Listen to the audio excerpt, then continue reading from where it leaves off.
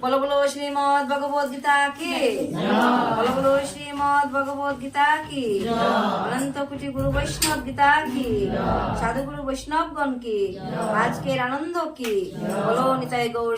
हे कृष्ण करुणा सिंधु दीनबंधु जगत्पते गोपेश गोपिका कांत राधा कांत नमोस्तुते। जय श्री कृष्ण चैतन्य प्रभु नित्यानंद श्री अद्वैत गदाधर श्रीवासादि गौरी भक्त वृंद। हरे कृष्ण कृष्ण कृष्ण हरे हरे, हरे राम রাম রাম হরে হরে। সেই গভীরতম অন্ধকারে ছিলাম, তখন আমাদের শ্রী গুরুদেব জ্ঞানের আলোক বর্তিকা দিয়ে আমাদের চক্ষু উন্মিলিত করে দিয়েছে। আমরা মাতৃজঠরে কি ছিলাম, সবারই নয়ন দুটি বন্ধ ছিল, আর গুরুদেব এসে কি করেছিল, সেই চক্ষু দুটি খুলে দিয়েছিল। হরি এই জন্য বলছে চক্ষু দান দিল যে জন্মে জন্মে গুরু সে। যিনি চক্ষু প্রদান করেছেন তিনি জনমের জনমের সাথে জনমের জনমের গুরু। তাই আমার সশ্রদ্ধ প্রণতি নিবেদন করি।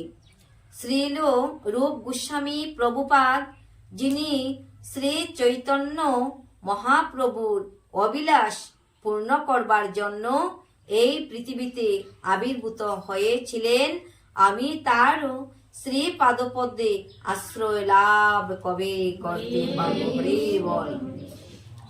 বন্দে অহম শ্রী গুরু শ্রীযুত পদ কমলম শ্রী গুরুন বৈষ্ণবামশ্চু শ্রীরূপম সাগ্রজাতম সহগণ রঘুনাথান্বিতম তম সজীবম সাদিতম সাবধূতম परिजन सहितम कृष्ण चैतन्य देवम श्री राधा कृष्ण पादन सहगण ललिता श्री विशाखान्वितामुष्टुम।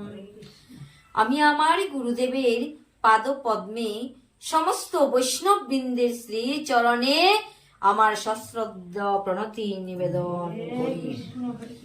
শ্রীল রূপ গোস্বামী, তার অগ্রজ শ্রী সনাতন গোস্বামী, শ্রী রঘুনাথ দাস, শ্রী রঘুনাথ ভট্ট, শ্রী গোপাল ভট্ট, শ্রীল জীব গোস্বামীর চরণ কমলে আমার সশ্রদ্ধ প্রণতি নিবেদন করি। শ্রীকৃষ্ণ চৈতন্য, শ্রী নিত্যানন্দ, শ্রী অদ্বৈত আচার্য, শ্রী গদাধর, শ্রীবাস, অন্যান্য পার্ষদ বৃন্দের পাদপদ্মে আমার সশ্রদ্ধ প্রণতি নিবেদন করি। আমি শ্রীমতী ললিতা ও বিশাখা সহ শ্রীমতী রাধারানী ও শ্রীকৃষ্ণের চরণ কমলে আমার সশ্রদ্ধ প্রণতি নিবেদন করি। প্রেম সে কহো শ্রীমতী রাধারানী কি, বৃন্দাবন ধামী কি। দশম অধ্যায় বিভূতি যোগ। শ্রী ভগবান উবাচ ভুয়ো এব মহাবাহু শ্রেণু মে পরমম বচো যেতে অহং প্রিয় মনায় বক্সামি হিতকাময়াম। শ্রী ভগবান বা পরমেশ্বর ভগবান বললেন, হে মহাবাহু, পুনরায় শ্রবণ করো। যেহেতু তুমি আমার প্রিয় পাত্র, তাই তোমার হিত কামনায় আমি পূর্বে যা বলেছি তার থেকেও উৎকৃষ্ট তত্ত্ব বলছি। হিত কামনায় অর্থাৎ তোমার উপকারের জন্য। হিত শব্দ অর্থ উপকার। হে অর্জুন, তুমি আবার আমার নিকট থেকে শ্রবণ করো। যেহেতু তুমি আমার প্রিয় পাত্র, তুমি আমার বন্ধু, তাই তোমার উপকারের জন্য আমি পূর্বের থেকেও উৎকৃষ্ট থেকে উৎকৃষ্টতর, শ্রেষ্ঠ থেকে শ্রেষ্ঠতর আমি তত্ত্ব তোমায় বলছি। ভগবান শব্দটির ব্যাখ্যা করে পরাশর মুনি বলেছেন। আমরা তো সবাই বলি ভগবান, তাহলে ভগবান শব্দের অর্থ কি? পরাশর মুনি ব্যাসদেবের পিতা পরাশর মুনি ভগবান শব্দের অর্থ সম্বন্ধে তিনি ব্যাখ্যা করেছেন। আমরা শ্রবণ করব মনোযোগ সহকারে। যিনি সর্বতোভাবে সরৈশ্বর্যপূর্ণ, সর ঐশ্বর্যপূর্ণ, যার মধ্যে সমগ্র ঐশ্বর্য, বীর্য, যশ, শ্রী, বৈরাগ্য পূর্ণভাবে বিদ্যমান, তিনি হচ্ছেন পরম পুরুষোত্তম ভগবান। তাহলে আমরা কি বুঝলাম? যে ভগবান শব্দের অর্থ হলো যিনি সর ঐশ্বর্যপূর্ণ, তিনি সুলকলায় পরিপূর্ণ। আর ওনার মধ্যে কি আছে? ঐশ্বর্য আছে, যশ আছে, বীর্য আছে, সুন্দরতা আছে, জ্ঞান আছে, বৈরাগ্য আছে। তিনি হলেন ভগবান। শ্রীকৃষ্ণ যখন এই জগতে প্রকট ছিলেন, তিনি তাকে পরম পুরুষোত্তম ভগবান বলে স্বীকার করেছেন। হরি বল। এখানে শ্রীকৃষ্ণ অর্জুনকে তার বিভূতি ও কার্যকলাপ সম্বন্ধে আরো গূঢ়তম জ্ঞান প্রদান করছেন। অর্জুনের সমকক্ষ হয়ে বা অর্জুনের সেই রাস্তায় চলে আমরাও অর্জুন যে জ্ঞান আস্বাদন করেছিলেন, আজ শ্রীমদ্ ভগবত গীতায় আমরাও সেই জ্ঞান আস্বাদন করতেছি। হরি বল।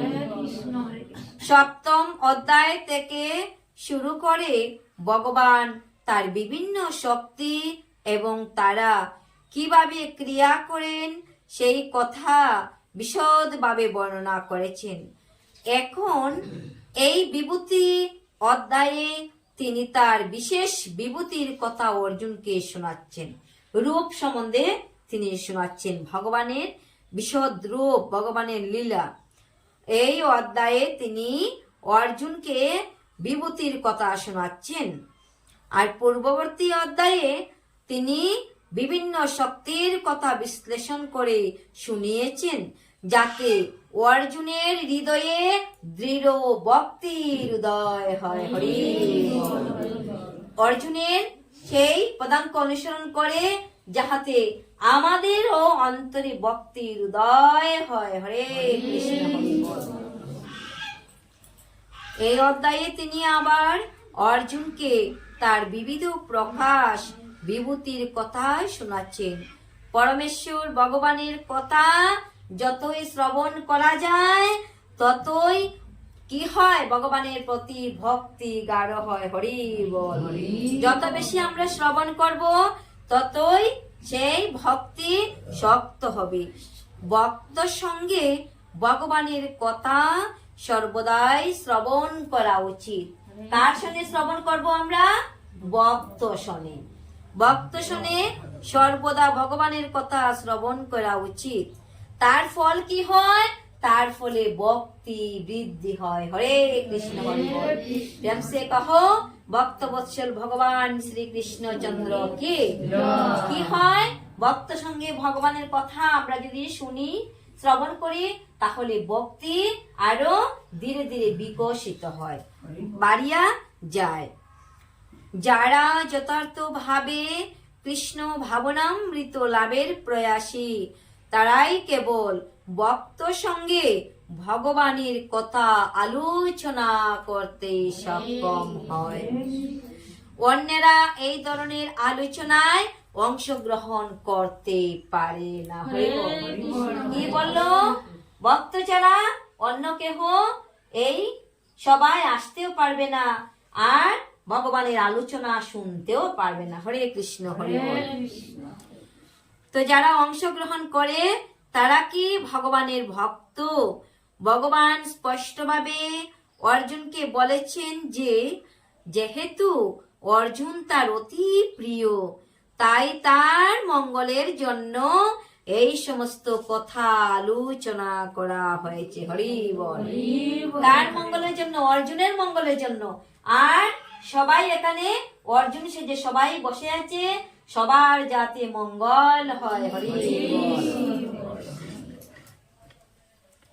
সবাকার কি চাই?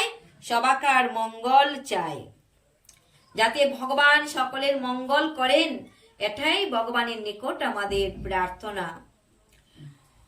নমি বিদুশ্র গণা প্রভবম নো মহর্ষয় আহম আদিহি দেবানম মহর্ষিণম চ সর্বসম। দেবতারা বা মহর্ষিরাও আমার উৎপত্তি অবগত হতে পারেন না, কেননা সর্বতোভাবে আমি দেবতা ও মহর্ষিদের আদি কারণ। হরে কৃষ্ণ হরে কৃষ্ণ। ভগবান অর্জুনকে কি বলল?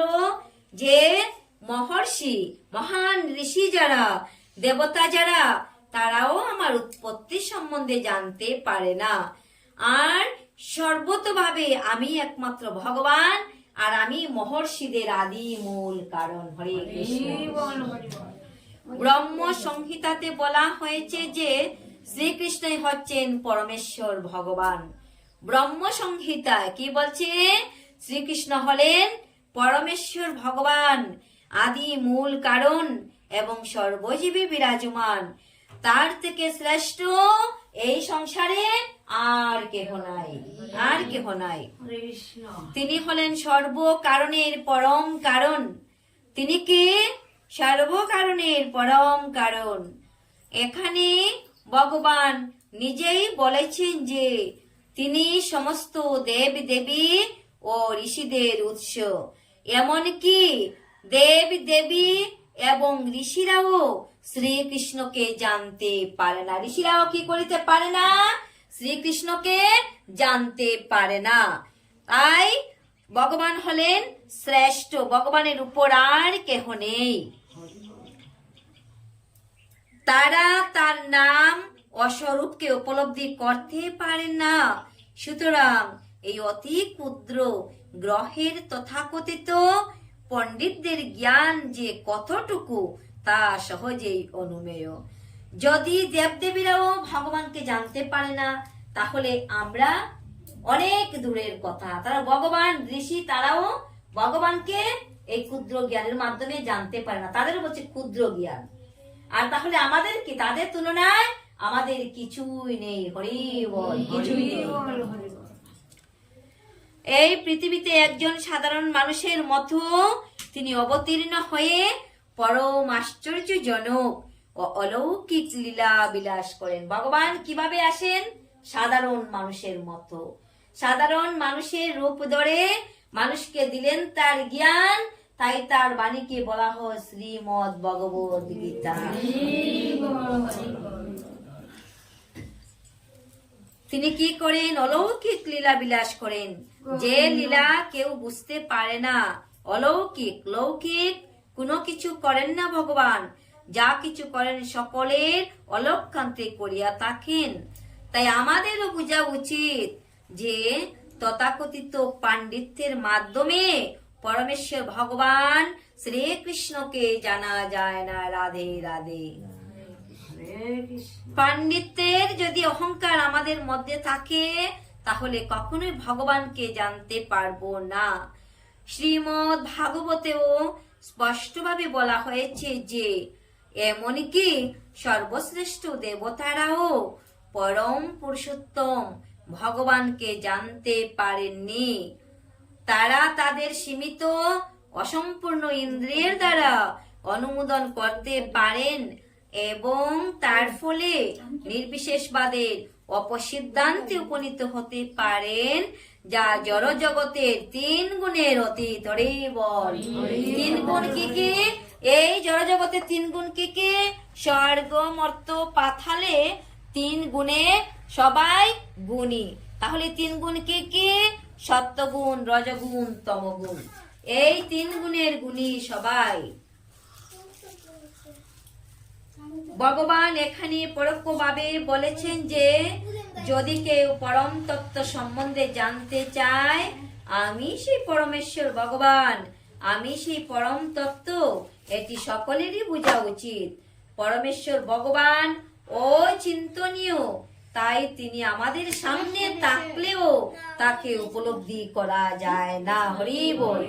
ভগবান এখানে নিশ্চয়ই আছেন, যেখানে ভগবানের ভক্ত সেখানে ভগবান নিশ্চয়ই আছেন, কিন্তু আমরা কেউ কি দেখতে পারছি? কেউ আমরা ভগবানকে দেখতে পারছি না। তাই বলছে সবাকার নিকটে আছে, সবাকার সাথে আছে, তবুও ভগবানকে কেউ দেখতে পায় না, জানতে পারে না, কিন্তু তবুও তিনি আছেন। ভগবত গীতা ও শ্রীমদ্ ভাগবতের বাণী যথাযথভাবে গ্রহণ করার মাধ্যমে সেই সচ্চিদানন্দময় ভগবান শ্রীকৃষ্ণকে উপলব্ধি করতে পারে। প্রেম সে কহো সচ্চিদানন্দ ভগবান কি। বলছে সচ্চিদানন্দ ভগবান সবার মাধ্যমে আছে। এখন আমরা কোথায় পাবো? আমরা তো দেখতে পাইতেছি না। গীতায় বলছে গীতার মধ্যে আছে, ভাগবতের বাণীর মধ্যে আছে, গীতার বাণীর মধ্যে তিনি আছেন। অন্য কোথাও পাবো না। কোথায় পাবো? শ্রীমদ্ ভাগবতে পাবো, শ্রীমদ্ ভগবত গীতাতে পাবো, গীতার বাণীতে পাবো। শ্রীমদ্ ভগবত গীতার বাণীতে আছেন, তিনি ভাগবতের বাণীতে আছেন। অন্য কোথাও আমরা তাকে দেখতে পাবো না, শুধু বাণীর মধ্যে দেখতে পাবো। তাইলে সেই অমৃতময় বাণী।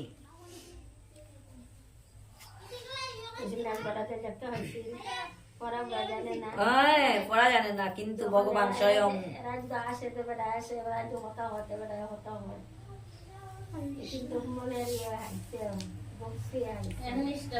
একনিষ্ঠ ভক্তি।